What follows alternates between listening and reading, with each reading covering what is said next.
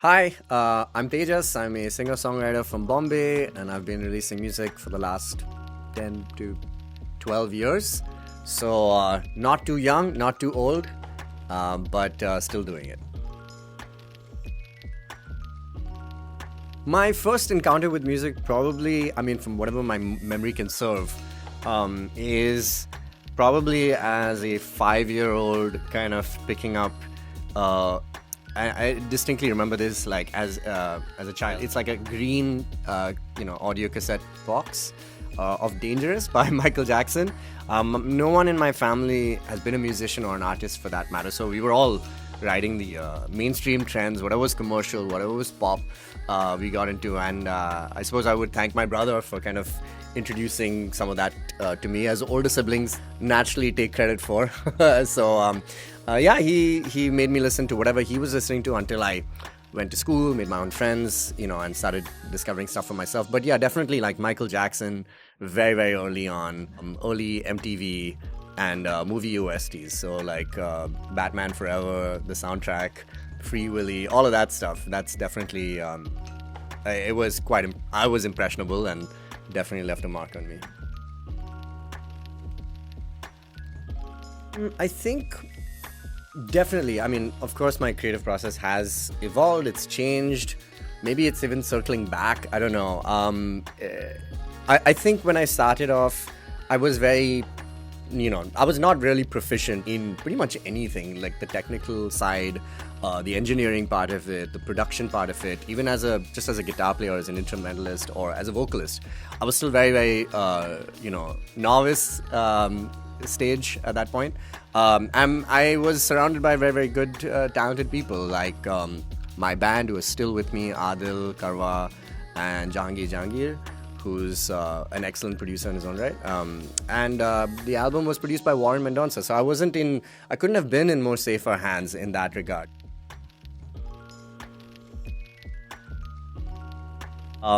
And I was just writing very like instinctively, very intuitively, as all songwriters do to begin with.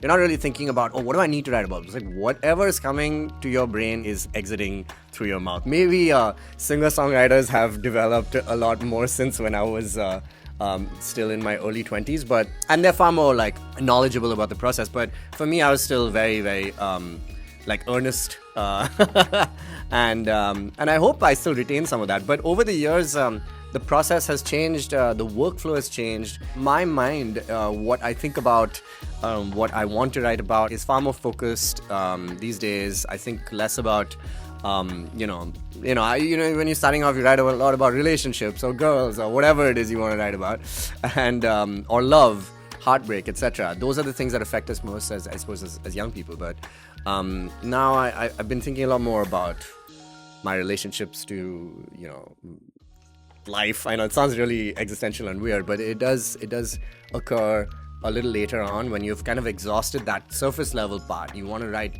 like deeper. I think about my parents a lot, my relationship with religion or the government or this country, which I didn't grow up in. So I do have a lot of thoughts on that, which I'm keen to kind of exercise into songwriting, and make sure that whatever I'm writing has some value to me, and then hopefully to others who can relate.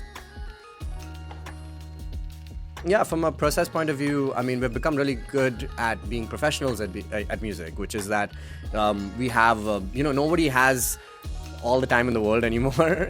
People have families, they're married, etc. Some of my friends have kids, so you want to make sure you're really efficient with the time. So I think we set up a workflow of how we kind of arrive to the conclusion of a song's production. And while that can change and you want to keep it fresh each time, every album has been like a different process. But once we lock on something, it's easy to go after it. And in that time, I've also increased my skill set. Like, I've honed my skills in production, so I handle a lot of the production these days. And I try and finish off like structures before I get to the band, and so it makes it quicker. And how everything is these days, you really want to release, but I still want to take my time with it to research the ideas of the album, so that still takes a little bit of time. So it's still a work in progress, as it probably always should be, but it has become far more deeper, layered, I want to say, and yeah, just more interesting from that point of view.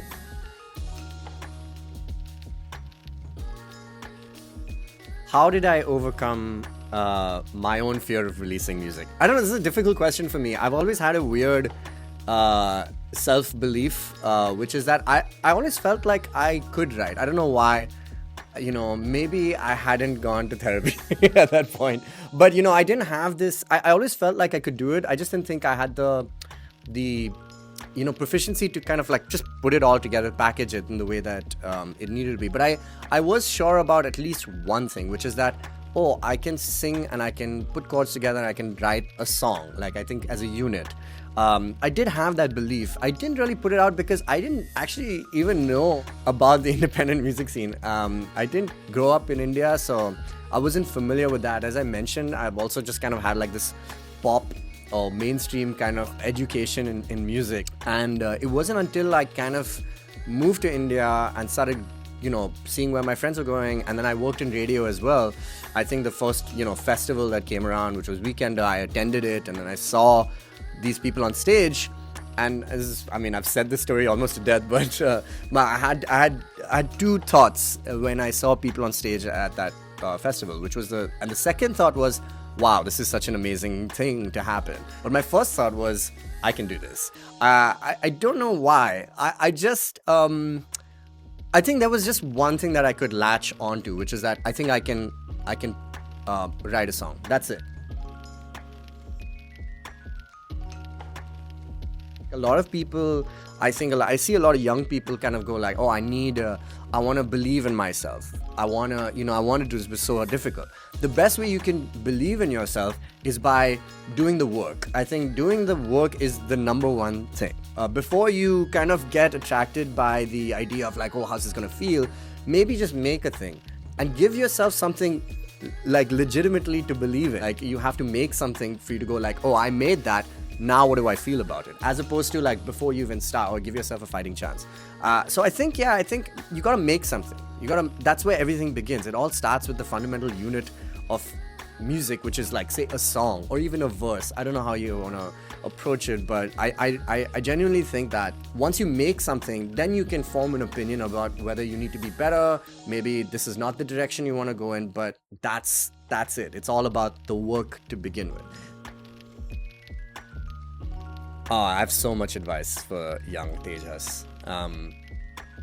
People often say you shouldn't have regrets and things. I have more than a few. Everybody kind of makes mistakes, and it's fair to assume that everyone will, whether you're really, really good at what you do or whether you're not. However, I would encourage a younger version of me, and I suppose there are many like that out there. And this is probably not the answer that people want to hear, is that it's a job. I think you got to treat music like it is a career, like anything else, which is that you're not getting into music to kind of sit around and just go like, oh wow, I don't have a job. I can sit at home and when I feel like, when the inspiration strikes. I think that's nonsense. I think you got to work at it like it's a job. You have to work, you sit Monday to Friday, like set yourself time and like goals. And the problem is because we're not employed, and at a young age, we're not given like instruction, we're not held accountable, we only hold ourselves accountable. And that's not good for young people because they don't know how to do that in the beginning. Unless you're super responsible, you've been raised excellently. But I had my issues with that. So I had to learn this the hard way, which is that if you want to be good at something, you have to do it constantly. You have to make a habit out of it. You have to make routines. You have to have your rituals. You have to have your peace. You have to take Sundays off. All of these things are important. The truth about music is that 1/3 of everything that enters our ears is music. One is dialogue, second is like sound effects, and the third is music. Music is everywhere. It is like a ladder for like a traditional ladder, like anything else. People in this country, most people think that, oh, you want to be a musician, you want to be an artist, you can, aren't you, when are you going to make it? They have this make it moment. That is there, sure, but you gotta keep working, you gotta keep paying the bills. And music is a skill set like any other. You do it using your songs, you get them synced, you get them distributed, you get royalties from that, but you also use your music to kind of make money. Everything has music, like softwares or apps or whatever. As a musician, you gotta provide, in that space as well. And I think once you kind of understand that, oh, I'm not just an artist right now, I'm just like a musician, like somebody who composes, who creates, then you can have a great like hold over your career. You can actually make something that is useful. Because I mean, I don't need to tell anybody twice about how difficult it is to be a musician right now. It's tough to survive just being a musician. So I'd say treat this like a proper career, work at it, hone your skill set, and just really like educate yourself, you know, like in all of these aspects. A lot of people songwriters want to have that 80s kind of like thing, which is, listen man, I can't do marketing, I can't do reels. I get it, it's hard, it's such a huge demand, but this is the compromise that we made when we made music free. Also, you know, I don't need to extol the things, the terrible things that labels used to do to musicians prior to the internet, which is that, you know, have terrible record deals, take away their rights, and then, you know, make them pay for it and recoup that money over like decades, you know. So there is a reason why most artists want to retain their rights right now. But if you want to do that, you want to have full control of it, then you have to have full control of everything. Then this is the side of it that comes with it, which is like being responsible for yourself. And that means from a variety of fronts, which is including your mental health, you have to take care of yourself first. That's what you owe yourself. And then, to your art, you know, to make that responsibly, to do it well, and to be committed to it on a daily basis, and like keep growing as an artist, to see how you can serve society, how you can really connect with your fans, connect with, you know, people. That's the role. And I wish I knew this like even like 5 years earlier than when it just dawned on me. I was like, oh, there is more that I need to be doing. But yeah, that's probably what I would tell every young person. I don't know if they'll listen, but yeah, just put more time and effort into this, and it will yield results.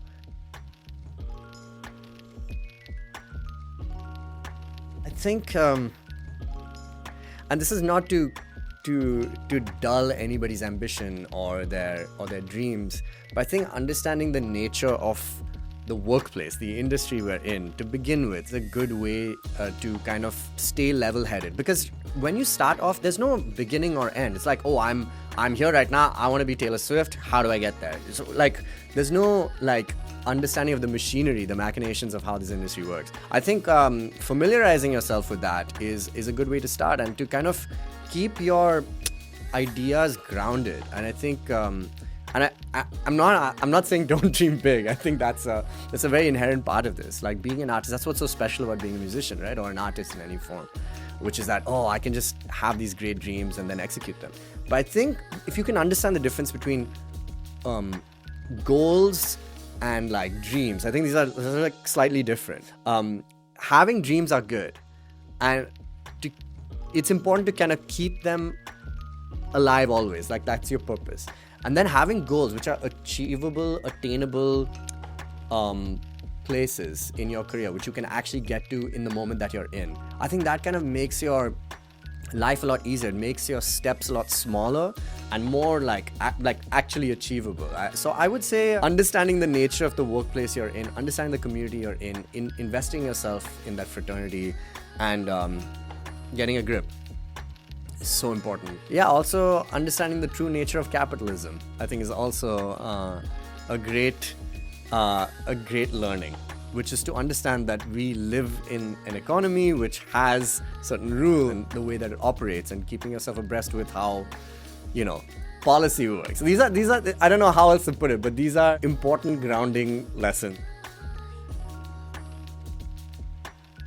The word independent means a lot to me, for the simple reasons that I've been someone who has had a maybe slightly deserved, maybe slightly unnecessary chip on their shoulder, which is like to prove something to someone nobody asked, you know, for, which is maybe my family, which wasn't super thrilled that I got into this profession, though now they've kind of come around to it.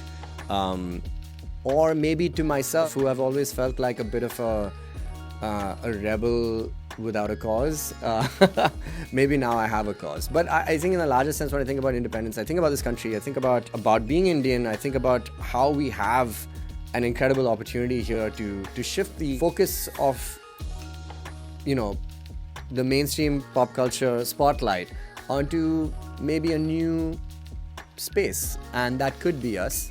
It could be interesting because we have our show, our stories to share. We have new ideas. We have a different perspective, maybe, which has been dominated previously by the West. I think there's more to share here. For me, that's what being independent is. It means freedom. I grew up in the UAE, in Dubai, which, I mean, at the time was lovely, because I was maybe oblivious to the fact that I was like, growing up, I was like, I'm free, I can do anything. And then I came to India and I was like, wow, I'm really free here to do anything. And maybe it's also because I live in Bombay, and maybe India actually generally, but Bombay for me has always felt like I can really do anything here, like I can will something into existence. And that's what it's like to be a creator. If you have a good idea and it truly is good and it has legs to stand on, you can actually really will that into existence. You can make albums, you can make films, especially now with it being a lot easier technologically to be able to do so. You can create live events, you can physically just create stuff. In the beginning of my career, when I wanted people to take me seriously, I would, people call me, ask for gigs, and I'll be like, yeah, okay, cool, can I just, send you a quote? And they would never meet it.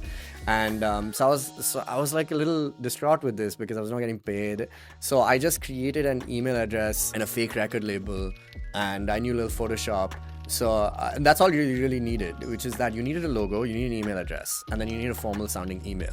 And people took me seriously. I think it's a lot of it is about perception. You can literally just create things, and then people go like, oh yeah, that person is serious. They have a record label, which they don't. Yeah, and they have a logo. Yeah, I think people want to see seriousness. They want to feel like, oh, okay, yeah, there's something happening here, and you can create that. I think being independent allows you that. Allows you that freedom to really go after what you want and to make it real. So yeah, that's what it means to me.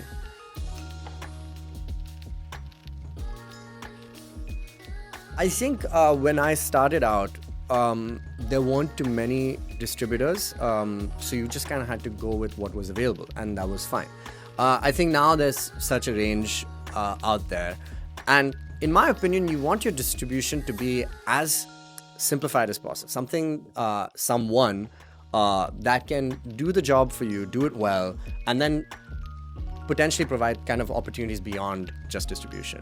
I think if you're starting out, you want to kind of keep that knowledge base and have a bit of a understanding and have a place that has resources to let you understand that. So I think TuneCore is a good option for that. You want to keep it as understandable for you in the beginning as possible, because there's so many layers to being an artist, whether it's distribution or publishing, understanding what your underlying works are, what your master is. There's so many parts of this that you want to be able to kind of find something that is very user-friendly and that can really just do the job of putting your music out there as simple as possible in an easy, accessible way. And I think TuneCore is a good shout for that. So yeah, that's what I would recommend. Hey guys, if you liked anything of what I had to say, and there's a lot, make sure you go to the YouTube channel and don't forget to watch the entire video. It's over there, and give it a like, share it if you like with your friends and other artists, and subscribe to the channel as well.